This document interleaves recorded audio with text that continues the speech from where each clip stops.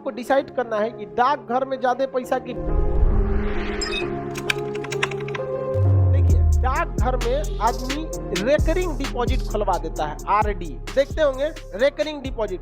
डाकघर का एक आता होगा एजेंट, डेली 50 रुपया लेगा, या किसी से महीना में 1000-2000 लेता होगा, या डेली 20-20 रुपया लेता होगा। तो लोगों के पास जितना बचत का पैसा रहता है कहाँ जमा कर देता है? डाकघर।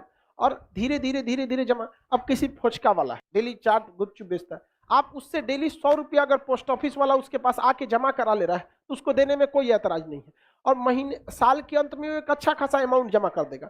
इस तरह 8-10 साल बाद उसके पास एक ह्यूज अमाउंट आ जाएगा। लेकिन अगर वो सोचेगा घर से बचा ले, कभी नहीं बचेगा उसको। तो अमूमन जो होता है पोस्ट ऑफिस में कैसा जमा होता है? आरडी होता है, रेकरिंग डिपॉजिट, बार बार आवर्ती जमा होता है। अमूमन जरूरी नहीं है कि आरडी ही होगा, वहां फिक्स डिपॉजिट भी हो सकता है। ससुरा बैंक में 3 तरह का पैसे होता है, या तो करेंट अकाउंट, या तो सेविंग, या तो फिक्स। मतलब मेनली फिक्स। आरडी भी होता है, कम होता है वहां पे। तो आरडी भी एक तरह का फिक्स डिपॉजिट ही होता है।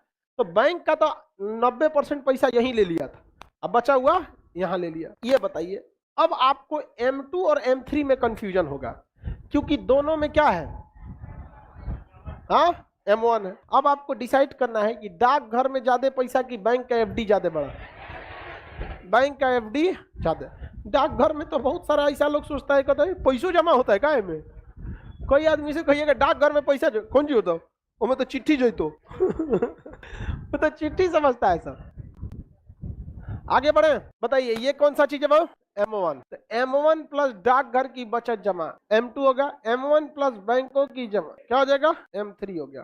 किसी को देख M4 में क्या क्या जमा होगा? M3 प्लस डाकघर की कुल जमा, डाकघर की कुल जमा, इसी को कहते हैं हम लोग क्या चीज? M4। ये बताओ भाई, सबसे बड़का इसमें M4 हो गया।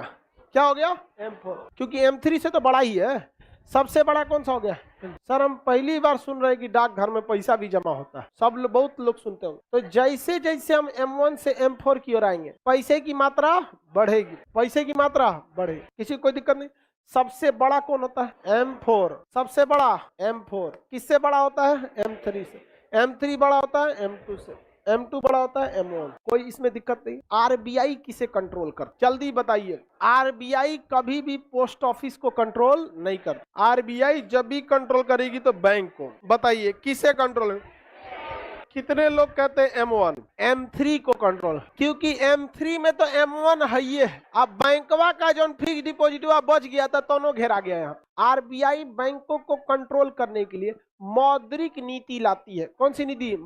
मॉनेटरियल पॉलिसी, यानी मौद्रिक नीति आरबीआई लाती है। किसे कंट्रोल करने के लिए? बैंकों। तो क्वेश्चन पूछा था कि मौद्रिक नीतियां किस पर लागू होती हैं?